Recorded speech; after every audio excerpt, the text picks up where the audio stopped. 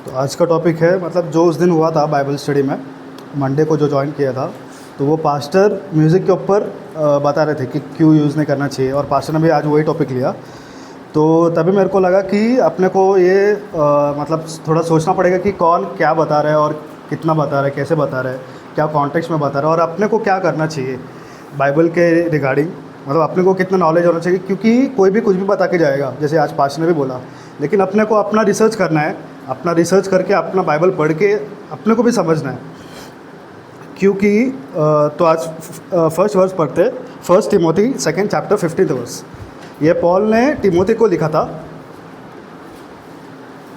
Second Timothy second chapter 15th verse.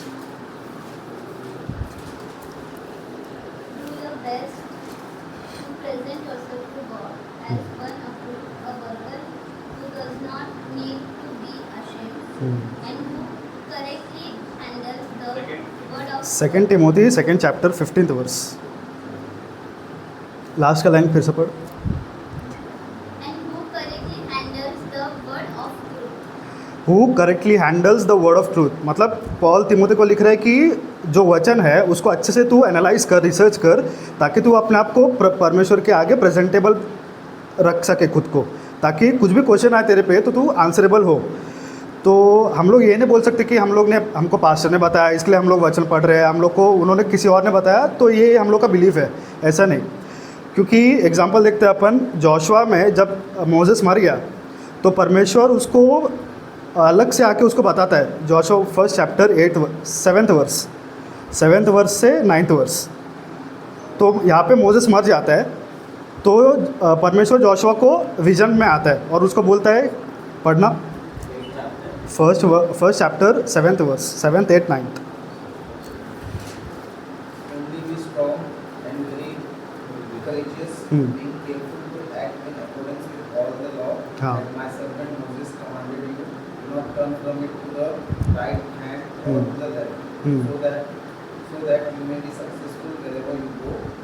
This book of the law shall not depart out of your mouth.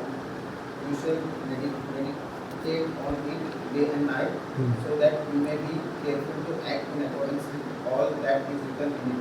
But then you shall make your way prosperous, and then you shall be successful. I hereby command you, be strong and courageous.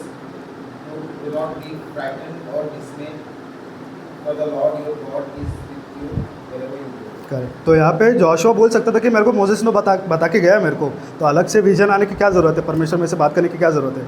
लेकिन परमेश्वर अलग से उसको आके बोल रहा है कि तू ये बुक को मनन कर, मेडिटेट कर, क्योंकि वो पर्सनल इंडिविजुअल लेवल पे फेलोशिप रहना वचन के साथ, वचन को खुद जानना, वो बहुत इंपॉर्टेंट है अपने लिए। नहीं तो कोई कुछ भी आके बताएगा, अपन वो विश्वास कर लेंगे और अपना फेथ मतलब दूसरे के अकॉर्डिंग, थॉट प्रोसेस के अकॉर्डिंग अपन अपना वचन जो भी है वो समझने लगेंगे। तो सबसे पहले क्या देखना है वचन में, कॉन्टेक्स्ट। कॉन्टेक्स्ट मतलब वो चैप्टर किधर से चालू हो रहा है, कौन किससे बात कर रहा है, क्यों बात कर रहा है, क्या रीज़न से बात कर रहा है। तो एक एग्जांपल देखते हैं अपन, नोआ का एग्जांपल देखते हैं 6th चैप्टर में। सबको पता है कि नोआ के टाइम पे क्या हुआ था, उसने आर्क बनाया, परमेश्वर ने सिर्फ उसके फैमिली को ही 6th chapter genesis 6th chapter first से, तो मैं यहाँ पे बता देता हूँ कि परमेश्वर ने उसके फैमिली को ही सिर्फ अलग से बचा के रखा और बाकी सबको नाश कर दिया। लोग क्या बोलते हैं कि वो राइचियस था, उसने कुछ पाप नहीं किया, इसके लिए परमेश्वर ने उसको और उसके फैमिली को बचा के रखा फ्लड से, जो भी डिस्ट्रक्शन था। लेकिन अगर अपन पूरा वो उसका नोआ का पूरा चैप्टर मतलब पूरा जो भी कहानी है, स्टोरी है, वो ध्यान से पढ़ेंगे तो वहाँ पे लिखा है कि वो टाइम पे जायंट्स थे। जायंट्स मतलब परमेश्वर के जो स्वर्गदूत थे, जो लूसीफर के साथ नीचे गिरे, उन्होंने आके जो धरती पे लोग थे उनके साथ गलत संबंध रख के जायंट्स पैदा किए। वो जायंट्स मतलब नेफिलिम्स उनको बोलते थे। तो वो 7 फुट 6 फुट ऐसा मतलब 10 फुट तक थे। तो मतलब वो लोग करप्ट हो गए थे। जो फ्लैश एंड बॉडी जो परमेश्वर ने बनाया था एडम को, वो पूरा नोआ के टाइम पे आते आते ख़राब हो गया था सब। तो लेकिन लोग क्या बोलते कि सिर्फ नोआ सिर्फ राइचस था, अच्छे काम करता था, लेकिन वैसा नहीं है। सिर्फ नोहा और उसका फैमिली ही करप्ट नहीं हुए थे। सिर्फ वो राइचस ही नहीं था, क्योंकि सिक्स चैप्टर का उसका 9th वर्स 5th वर्स देखते हैं अपन, Genesis 6 chapter 8th verse. But Noah found grace in the eyes of the Lord. But Noah found, क्या पाया उसने? ग्रेस, मतलब परमेश्वर ने उसके ऊपर मर्सी दिखाया। क्यों दिखाया? क्योंकि वो अकेला ऐसा फ्लैश एंड ब्लड था, मतलब सिर्फ करप्ट नहीं हुआ था जायंट्स के थ्रू। तो इसके लिए परमेश्वर ने उसके फैमिली को अलग रखा। लेकिन आप बोलोगे कि नहीं, वो परमेश्वर ने लिखा है कि नोहा राइचस था। कैसे राइचस था? क्योंकि इसका काउंटर पार्ट भी है, Genesis 9 chapter 21 verse. Genesis 9 chapter 21 verse. When he drank some of its wine, he became drunk and lay uncovered inside his tent. यहाँ पे अपन देखते कि जब नोहा फ्लड सब बाहर आ गए आर्क से, तो नोहा यहाँ पे क्या कर रहा है? 20th वर्स से पढ़ेंगे। And Noah began to be an husbandman, मतलब एग्रीकल्चर करना चालू किया उसने। And he planted a vineyard and he drank of the wine and was drunken, मतलब वो इतना पी लिया कि वो ड्रंकन था। तो ये किसी तरीके से राइचस का एक्ट है क्या? नहीं। तो इसका लॉजिक, मतलब कॉन्टेक्स्ट ही ये है कि वो टाइम पे सिर्फ नोहा एंड फैमिली सिर्फ फ्लैश एंड ब्लड था वो टाइम पे। बाकी सब जायंट्स के थ्रू, जो भी एंजल्स जो लूसीफर के साथ गिर गए, वो लोग ने करप्ट कर दिया था पूरा। ठीक है, नेक्स्ट एग्जांपल देखेंगे अपन। ये मैं सब बता रहा हूँ एग्जांपल, क्योंकि अपने को वचन मालूम होना चाहिए कौन क्या बोल रहा है, किधर क्या बोल रहा है। तो नेक्स्ट एग्जांपल देखते हैं अपन, Exodus 4th chapter 10th verse. And Moses said unto the Lord, O my Lord, I am not eloquent, neither heretofore, nor since thou hast spoken unto thy servant, but I am slow of speech and of a slow tongue. तो यहाँ पे परमेश्वर Moses को आके बोल रहा है कि तेरे को अभी मेरे लोगों को इजिप्ट से बाहर लाना है। लेकिन मोसेस यहाँ पे क्या बहाना दे रहा है कि मैं स्लो बात करता हूँ, मेरा बात ही नहीं निकलता है, मतलब मैं प्रॉपरली गाइड नहीं कर पाऊँगा, तेरे लोगों को बाहर नहीं निकल पाऊँगा। ठीक है, क्या हो, कुछ प्रॉब्लम हो गया?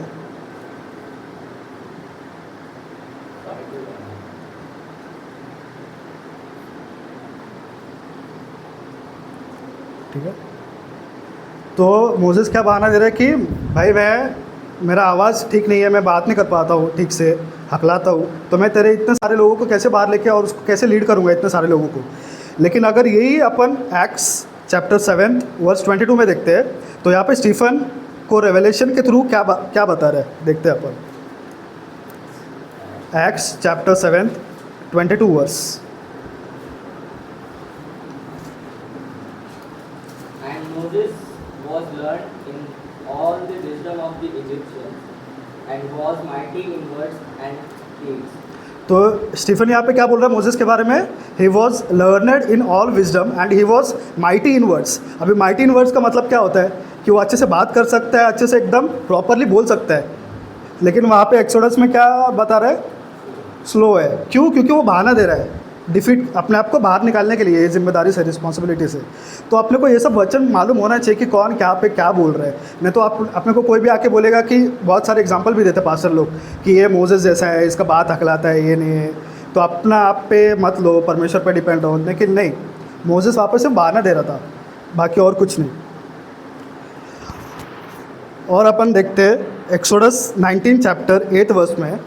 तो यहाँ पे इजिप्ट से बाहर आने के बाद तो लोग क्या बोलते हैं, बहुत सारे लोग, कि परमेश्वर को उनको लॉ देना ही था, जो कमांडमेंट्स है इज़राइल लोगों को दिया परमेश्वर ने, वो देना ही था परमेश्वर को कैसे भी। लेकिन इज़राइल लोगों का मेंटालिटी कैसा था वो अपन देखते हैं। Exodus 19 chapter 8 verse. And all the people answered together and said, All that the Lord hath spoken we will do. And Moses written the words of the people unto the Lord. तो यहाँ पे लोग क्या बोल रहे हैं, Israeli के लोग, कि जो भी परमेश्वर बोलेगा हम लोग करने के लिए रेडी है, हम लोग से केपेबल है। उससे पहले परमेश्वर ने एक चीज़ नहीं बोला था वो लोग कि ये करो वो करो। लेकिन ये वर्स के बोलते ही फिर नेक्स्ट 28 चैप्टर में क्या देखते हैं अपन?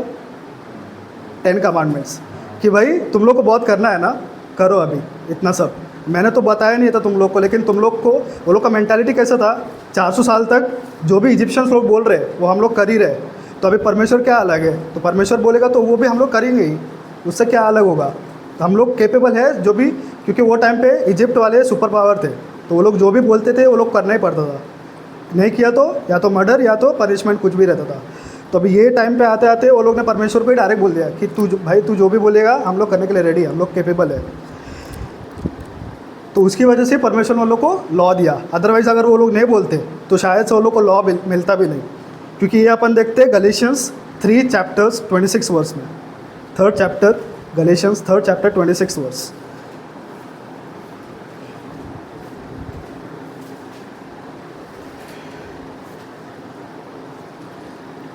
For ye are all the children of God by faith in Christ.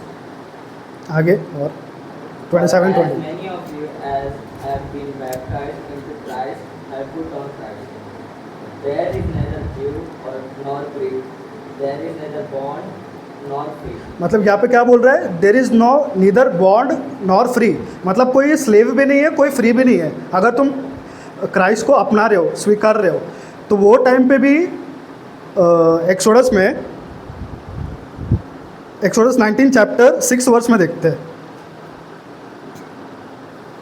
वो लोग को क्या प्रॉमिस कर रहा था परमेश्वर, लेकिन वो लोग के एक काउंटर की वजह से वो लोग को 10 कमांडमेंट्स मिल गया।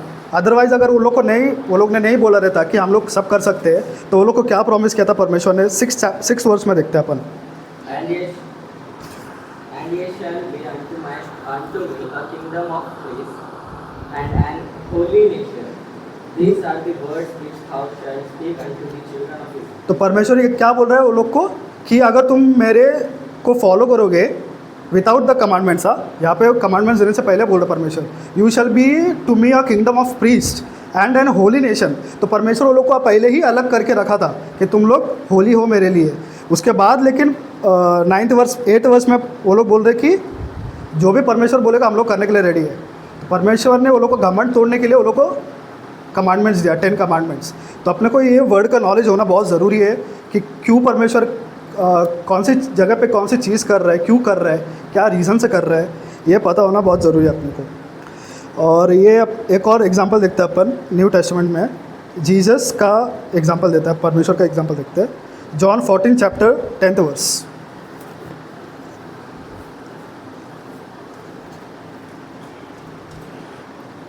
John 14 10th।